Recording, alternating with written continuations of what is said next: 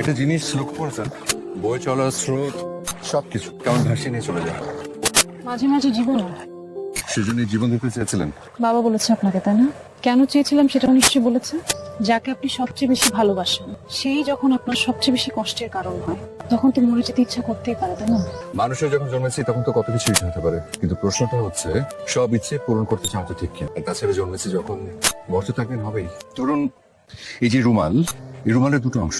আমরা ধরে নিই একটা অংশে জন্ম আর একটা হচ্ছে মৃত্যু, আর মাঝখানের এই পুরোটা হলো আমাদের জীবন। জন্ম মৃত্যুর কোনো কিছু কি আমাদের হাতে? জন্ম আমাদের হাতে নেই। আমরা কখন, কোথায়, কিভাবে জন্মাবো আমরা কেউ কিছু জানি না। বাকি রইল মৃত্যু। আমরা কখন, কোথায়, কিভাবে মারা যাব সেটাও তো আমাদের হাতে নেই। জীবন তো ঠিক এরকম, স্রোতে ভাসিয়ে নিয়ে যায়। তাই জন্ম আর মৃত্যুর মাঝখানের অংশটাকে রাঙিয়ে তোলা ছাড়া আমাদের হাতে কিচ্ছু নেই।